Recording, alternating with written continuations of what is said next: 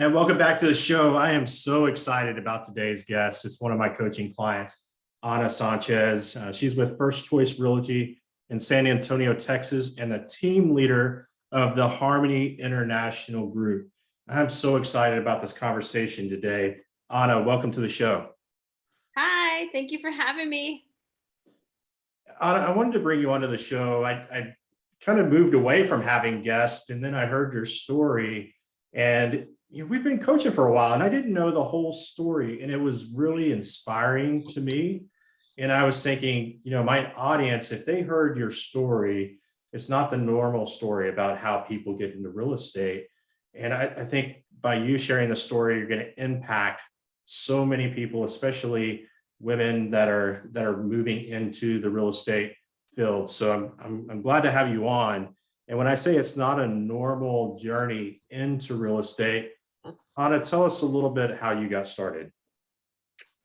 Oh man. Okay, here we go. So I got started in the industry actually kind of by mistake, I guess I would say. I started because I always been from job to job. I've been a single mom since I was 18 years old. So I had a good friend of mine that had told me, hey Anna, I've got this broker that I work with. He was a lender at the time. He's like, there's this broker that's looking for a receptionist, and he's looking for somebody part time or an assistant, somebody that could help him out. And I said, okay. So I went to go interview. I ended up getting hired, and I worked there part time. And then I worked at a call center for a bank. And then at night, I took care of the elderly people. I would feed them. So I had 3 jobs at the time. So my broker really took on to me. He saw something in me. I don't know, and he promoted me to the office manager. And then I became the recruiter for him, which I recruited a bunch of agents. And just working in there for a couple of years, he kind of just always pushed me to get my license. Anna, get your license, get your license. So little by little, I did. I did one class at a time because that's all I could afford. And I think it took me almost, I would say over a year to get my license when it should only take you 2 weeks. So yeah, I ended up getting my license. I really didn't do a lot my first 2 years in real estate because I was still working for him and I was still going through a lot of personal issues. And then I guess after 2 years, I fell in love and I moved to Laredo, Texas, out of all places. And I decided to take a leap of faith, move to Laredo. When I moved to Laredo, I was in a very abusive relationship with a man who did some things to me that are very, very unimaginable things to me. I lost my daughter. I lost everything. I didn't have any money. He just basically kept me captive for almost a year. One day I decided I wasn't, if I'm gonna die, I'm gonna die at home. So I ran away. I came back home to San Antonio, but I couldn't go back to get my daughter just because I was afraid that he was gonna hurt my family and my daughter. So I pretty much lived in my car. I lived in my car. I lived with friends. I didn't have any money. So I ran to my broker and I asked him and I begged him back. My license, thank God, was still active. So he said, yes, come on in. So he took me in. I pretty much slept in the office a couple of days. I wore the same clothes and I hustled. I went to HEB, Home Depot. I passed out my car already because he told me, he's like, hey, if you want to get a deal, you got to go out there and get it. So I was out there every day, just meeting people. And I got my first deal from HEB. It was a lady that kind of felt bad for me. I think she kind of knew that I was in a tough position. So she's like, yeah, I'll buy a house. I'm ready to buy a house. So it kind of worked out. I made a little bit over $3,000 and I was able to get my car at a repo, get myself a little apartment, get my daughter back, just kind of just hustled. And I think that's kind of the beginning of my story. From then on, I think from that lady helping me, being in such a vulnerable situation and her taking a chance on me, knowing that I was pretty much a new agent because just had my license for 2 years, but I didn't do anything with it. So that put a trigger in me and a little fire to just, I wanted to help people that just helped me. So I don't sell houses that are, $1 million. I help the people. So most of my transactions have been just helping people that for them to become homeowners. Like I think that's a big step. For me, I finally became a homeowner, and I think that was the biggest accomplishment I've ever had in my life. And I love my little house, and I want that feeling for everybody. So that's kind of my beginning of my journey. So there is a lot to unpack there. Most of the time you hear somebody, oh, I just got bored with my corporate world job and decided I'm going to go take my licensing courses, got licensed, went out and sold a home. You were at one time homeless. You were living in your car. And what was it in you that, when you were in Laredo and you made the decision, okay, I've got to do something in order to change the trajectory of my life, or your life was truly at risk. Like, what was that in you that told you needed to do that? Um, for me, it was honestly survival. I needed to survive.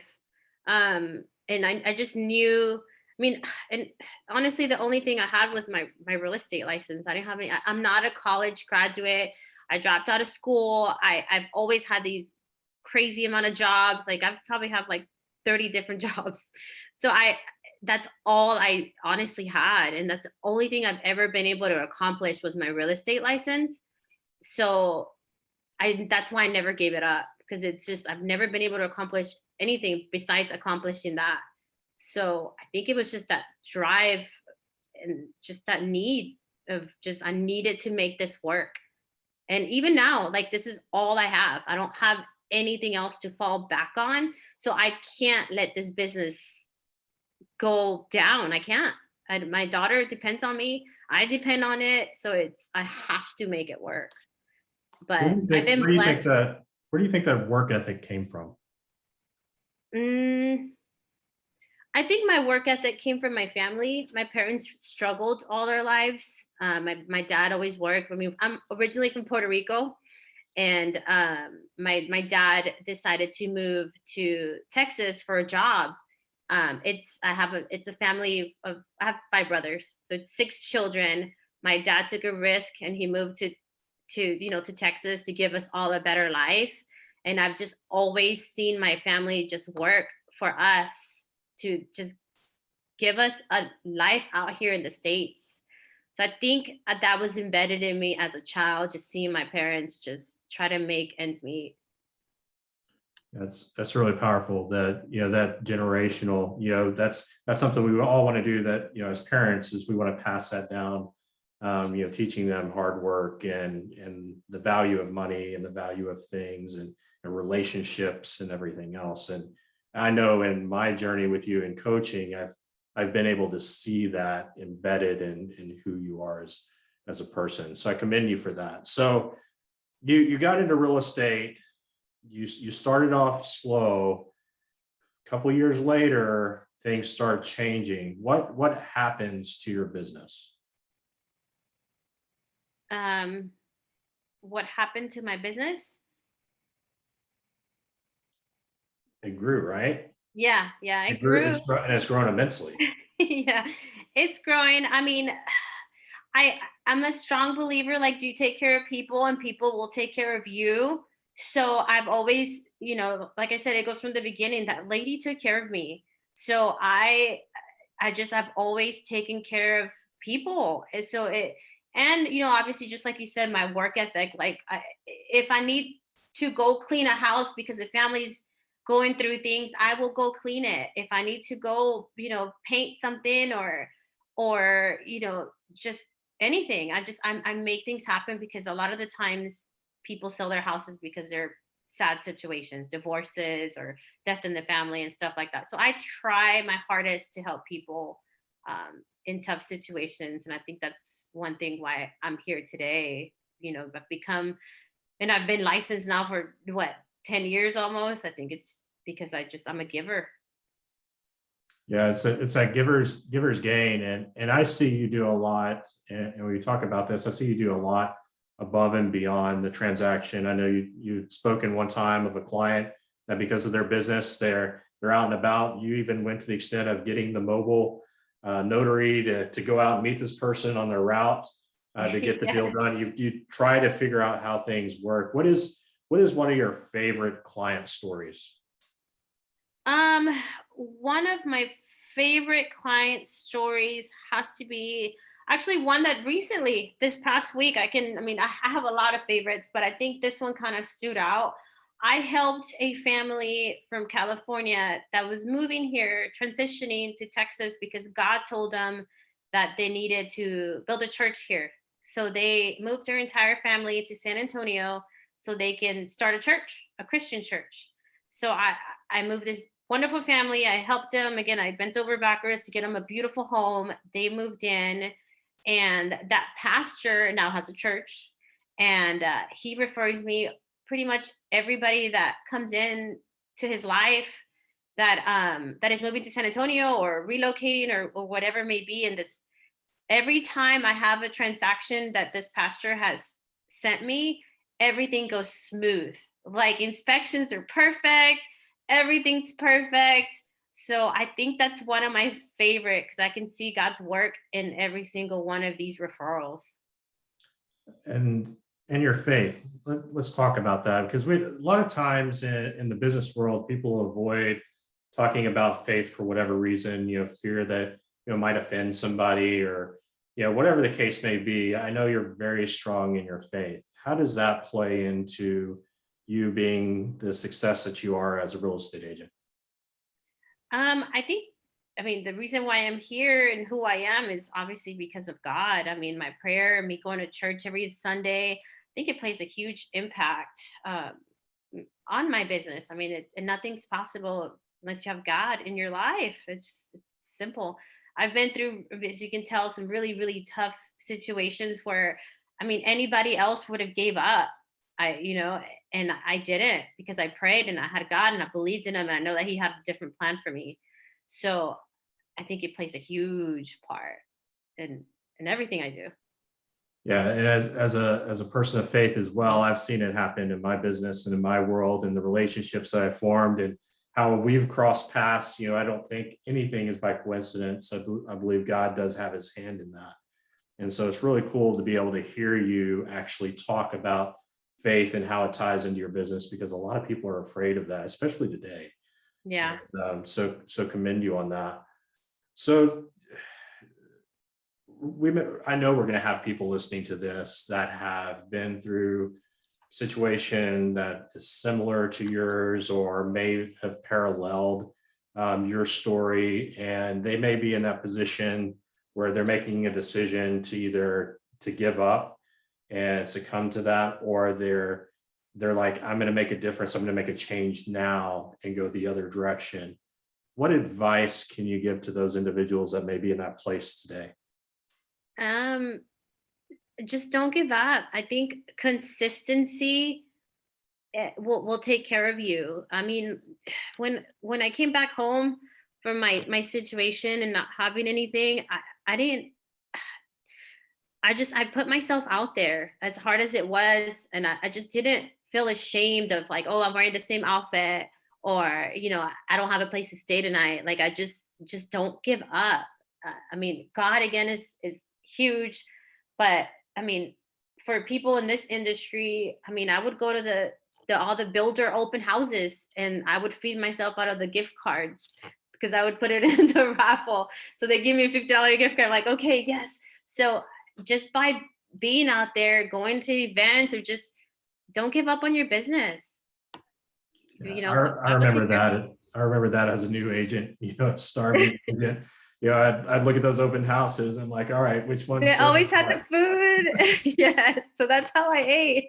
And so every time the builder open houses, I go over there and eat all their snacks and hope that I got the gift cards for gas.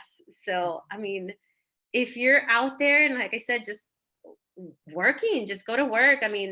Like my broker said on the last podcast, I'm the first one in the office and the last one to leave. Like you have to always find something to do.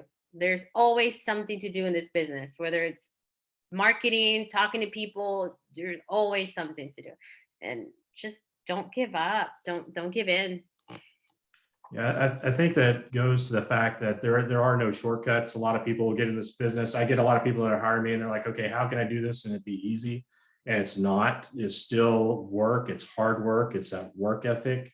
And I know that of you. I know you're the first and last to leave. I'm working to try to get you some leverage, but you work hard at your business, and I think that's something for the people on this to listen to today is it takes work. You've got to be willing to put in the work, and when that happens, great things will show up. God honors that work, right? Yes, I agree. All right, so you are a top agent. You're not going to brag on yourself, so I have to brag for you. You were one of the finalists for the Platinum Top 50 Agents in San Antonio. And there's how many thousand agents in San Antonio? There's a bunch. Yeah, I think there's over 14,000 now. That's huge. And for you to even have that recognition and look at your life 10 years ago to where you are today, like you should be very proud of that. And how do you feel about that? It's a big change. Surprisingly, coach, I don't really think about it just because it makes me want to cry. And I should be proud of myself. I earned it. It's just I don't really think about it, but I think it's huge. I think man, 10 years ago I was making really, really bad decisions. So I definitely have come a long way.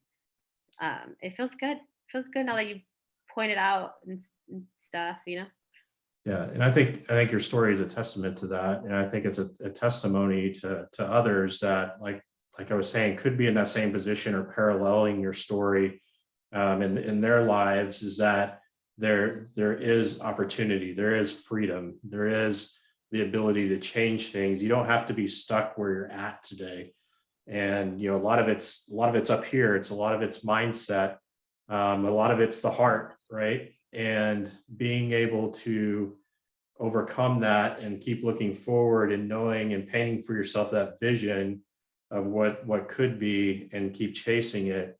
Look where you are today. It's amazing. Yeah.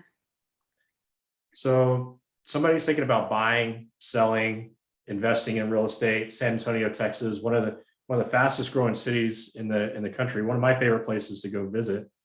How do they get in touch with you? They can call me 210-387-0351, or you can find me on Facebook, Ana Sanchez, Instagram too, Ana Sanchez. I always say you can Google me.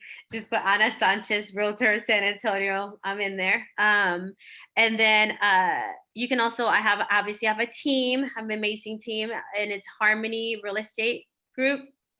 Harmony International Group. Sorry, I got a little nervous here. But you can find us there. But yeah, that's how you can reach us. Awesome. So if you're looking at considering San Antonio, Texas, a place to call home, or maybe for some reason you're having to leave the great city of San Antonio, or you're just moving between destinations in San Antonio, you would do yourself right to reach out to Ana Sanchez with the Harmony International Group at First Choice Realty in San Antonio, to have her help you with your real estate needs. So thank you, Ana, for being on today. I know somebody's going to hear this story that's going to change their life, and I appreciate you being open and vulnerable and willing to share your story. Thank you.